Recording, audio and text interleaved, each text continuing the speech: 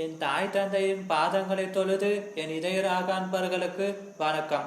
அஸ்தினாபுரத்தின் அடுத்த ஆட்சியாளராக வருபவர் பிரதீபன். இந்த பிரதீபன் அஸ்தினாபுரத்தை சிறந்த முறையில ஆட்சி செய்கிறார். பிரதீபனுடைய மனைவி பேர் சுனந்தா.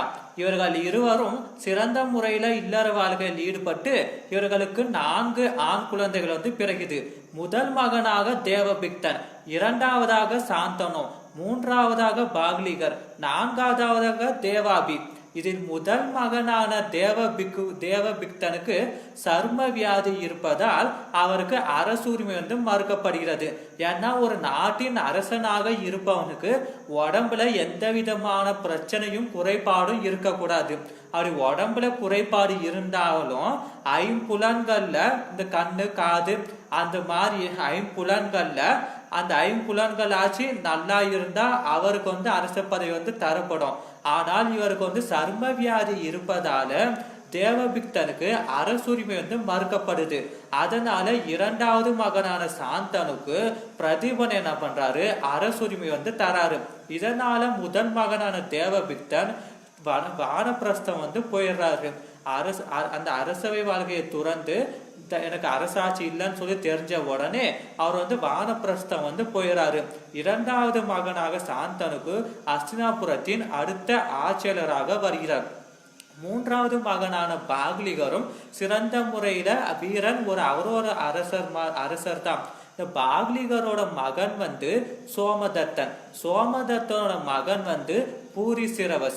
இவர்களை பத்தி இவர்கள் கடைசியில குருச்சேத்திர போர்ல கௌரவர்களுக்கு ஆதரவாக போர்க்களத்துல கலந்துக்குவாங்க. மூன்றாவது மகனாக தேவாபி. இதில் இரண்டாவது மகனான சாந்தனும் அடுத்த அஸ்தினாபுரத்தின் ஆட்சியாளராக வருகிறார். இதில் சாந்தனும் ஒரு முறை பிரதீபனும் சுனந்தாலும் அந்த கங்கை நதிக்கரை வழியாக வரும்போது அங்க ஒரு இடத்துல உட்கார்ந்து அமர்ந்து பிரதீபனும் சுனந்தாலும் 2 பேரும் பேசிட்டு இருக்காங்க. அப்படி பேசிட்டு இருக்கும்போது அந்த கங்கை நதியானது ஒரு பெண்ணாக உருமாறி பிரதீபனுடைய வலது தோடையில அமர்கிறாள். வலது தோடை மகளுக்குரியது, இடது தோடை மனைவிக்குரியது. இப்ப கூட பிராமணர்கள் எல்லாம் திருமணம் பண்ணும் போது பொண்ணை இடது பக்கமாக உட்கார வச்சுதான் பொண்ணுக்கு திருமாங்கல்யம் அணிவிக்கப்படும். வலது தோடை மகளுக்குரியது, இடது தோடை தான் மனைவிக்குரியது. அதனால அம்மா, நீ என்னுடைய வலது தோடையில அமர்ந்துட்ட.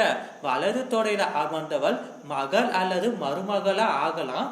அதனால நீ என்ன பண்ற, என்னுடைய மகனான சாந்தனுவை திருமணம் பண்ணிக்கோன்னு சொல்லி பிரதீபன் சொல்றாரு.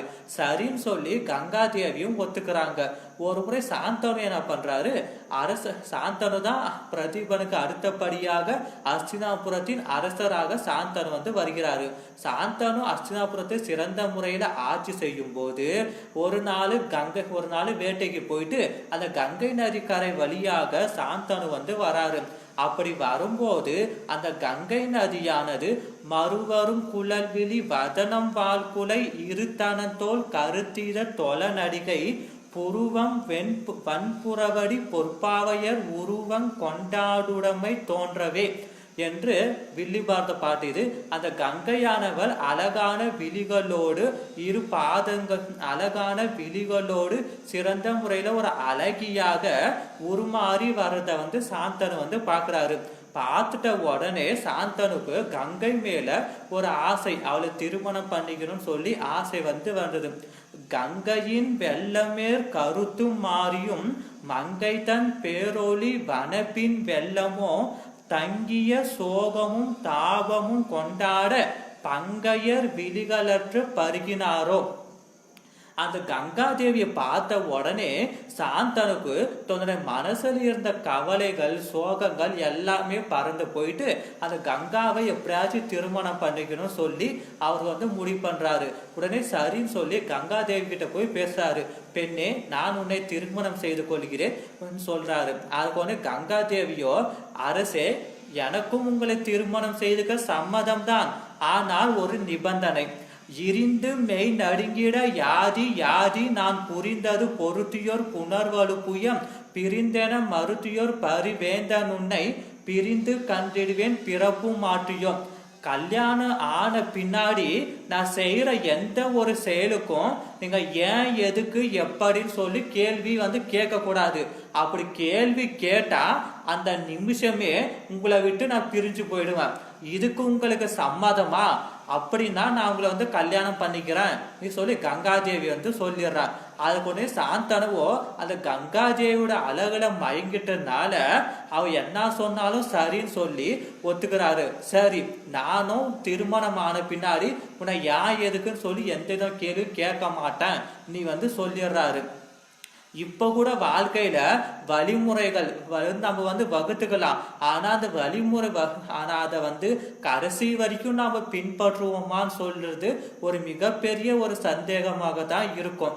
ஏன்னா எல்லா நேரத்துலயுமே அந்த நம்மளுக்கு நாமே போட்டுக்கிட்ட அந்த ரூல்ஸை வந்து பின்பற்றுவது வந்து கொஞ்சம் கடினமான வேலை தான். அதே மாதிரி இந்த கங்காதேவி சாந்தனும் இருவரும் சிறந்த முறையில திருமணம் வந்து பண்ணிக்கிறாங்க. இப்ப கூட நம்ம இந்து மதத்துல திருமணங்கள் எல்லாம் சொல்லி பார்த்தோம்னா ஒவ்வொருத்துக்கும் ஒரு 1008 காரணங்கள் சொல்லலாம். இந்து மதத்துல கொண்டாடப்படக்கூடிய விழாக்கள், திருவிழாக்கள், சடங்கு, சம்பிரதாயம் ஏன் இதுக்கு பண்றாங்க, இதனால என்ன காரணம் இருக்குன்னு சொல்லி ஒரு நாள் ஃபுல்லா கூட சொல்லிட்டு போகலாம். அவ்வளவு விஷயங்கள் வந்து சொல்லப்பட்டிருக்கு. ஆனா நமக்கு தான் எதுவுமே வந்து தெரியறதில்ல. சும்மா ஒரு கொஞ்சமா சொல்றான். ஒரு 1000 பொய்ய சொல்லி ஒரு கல்யாணம் பண்ணுன்னு சொல்லுவாங்க. 1000 பொய் நம்ம என்ன நினைச்சுக்கிறோம், நம்மளை பத்தி சரி வீடு இருக்கு, கார் இருக்கு, வேலை இருக்கு, அது இருக்கு, இது இருக்குன்னு சொல்லி நம்ம என்ன ஒரு 10 பொய்ய சொல்லி தானே கல்யாணம் பண்றோம். பெரியவங்களே சொல்லி வச்சுக்கிறாங்கல்ல, 1000 பொய்ய சொல்லி ஒரு கல்யாணத்தை பண்ணுன்னு சொல்லி. நான் என்ன ஒரு 5 பொய் சொல்லி தானே கல்யாணத்தை பண்ணான்னு சொல்லிக்கலாம். ஆனா பெரியவங்க போயிட்டு அவர் எதுவும் தப்பான வார்த்தை எதுவும் சொல்லி வச்சுட்டு வந்து போய்க்க மாட்டாங்க. 1000 பொய்ய சொல்லி கல்யாணம் பண்ணுன்னு சொல்லி சொல்லல, 1000 பேர்கிட்ட போய் சொல்லி கல்யாணம் பண்ணுன்னு தான் சொல்லியிருக்காங்க. ஏன்னா 1000 பேர்கிட்ட போய் சொல்லி கல்யாணம் பண்ணோம்னா நாளைக்கு பையனுக்கோ அந்த பொண்ணுக்கோ ஏதாச்சும் பிரச்சனை வந்தா அந்த கல்யாணத்துக்கு போனவங்க ஏதோ ஒரு 10 பேர் ஆச்சு வந்து அந்த பொண்ணுக்கும் பையனுக்கும் என்ன பிரச்சனைன்னு சொல்லி கேட்டு ஏதாச்சும் ஒரு தீர்ப்பை சொல்லுவாங்கன்னு சொல்லிதான் 1000 பேர்கிட்ட போய் சொல்லி ஒரு கல்யாணம் பண்ணுன்னு சொல்லிக்கிறாங்களே தவிர நம்ம நினைச்சுக்கிற மாதிரி 1000 பொய்ய சொல்லி ஒரு கல்யாணத்தை பண்ணுன்னு வந்து சொல்லல. அதே மாதிரி இந்த கல்யாணம் பண்றதுக்கு முன்னாடி நிச்சயதார்த்தம் வந்து வைப்பாங்க. நிச்சயதார்த்தம் வந்து வைக்கும் போது அது எதுக்காகனா ஒரு மெடிக்கல் செக்அப் மாதிரி தான் பொண்ணுக்கும் பையனுக்கும்.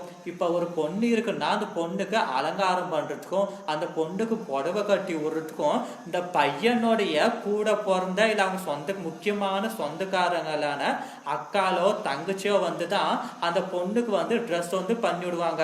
அப்படி ட்ரெஸ் பண்ணி விடும் போது அந்த பொண்ணுக்கு வயிற்றுல ஏதாச்சும் கோடு கீடு போட்டிருக்கா, பொண்ணுக்கு ஏதாச்சும் வயிற்றுக்கிட்ட தீக்காயங்கிறது இருக்கா நீ சொல்லி பார்த்துக்குவாங்க. எதுக்காக அப்படின்னா ஏன்னா குழந்தை பெத்த ஒரு பொண்ணுக்கு மட்டும்தான் வயிற்றுக்கிட்ட ஒரு கோடு வந்து போடும். கல்யாணம் குழந்தை பெற்றுக்காத பொண்ணுக்கு அப்படி வயிற்றுக்குள்ள கோடு இருக்காது. ஏற்கனவே கல்யாணம் ஆகி ஒரு வேலையில குழந்தைகிட்ட பிறந்திருக்கா சொல்லி பார்க்கறதுக்காக தான் வயிற்றுக்கிட்ட கோடு இல்லை, இவளுக்கு இன்னும் கல்யாணம் ஆகலை சொல்லி கன்ஃபார்ம் பண்ணிக்குவாங்க. இவளை வயிற்றுக்கிட்ட கோடு போடல, அதனால இவளுக்கு வந்து ஒரு குழந்தை வந்து பிறக்கலை இன்னும் சொல்லி கன்ஃபார்ம் பண்ணிக்குவாங்க. அதே மாதிரி பையனுக்கும் சரி, இந்த பொண்ணு கூட பிறந்த அண்ணனோ தம்பியோ தான் அந்த பையனுக்கும் போயிட்டு வேஷ்டி சட்டையெல்லாம் கட்டி விடுவாங்க. எதுக்காக அப்படி அந்த பையனுக்கு ட்ரெஸ் வந்து போட்டு விடும் போது அந்த பையனுக்கு வந்து தோல் பட்டையிலையோ இடுப்புக்கு கீழேயோ முதுகு தண்டுலையோ ஏதாச்சும் காயம் இருக்கா, அப்படி ஏதாச்சும் தழும்புக்கு இருக்கா சொல்லி பார்த்துக்குவாங்க. அதுக்காக தான் அந்த காலத்துல எல்லாம் ட்ரெஸ்ஸை வந்து மாற்றி வந்து அவங்க வந்து பண்ணிவிடுவாங்க. இப்பெல்லாம் அப்படியெல்லாம் யாரும் பண்ணுகிறதே இல்லை. தானே அழகி தம்பிரான் பொண்டாட்டின்னு சொல்லி தான் நம்மளுக்கெல்லாம்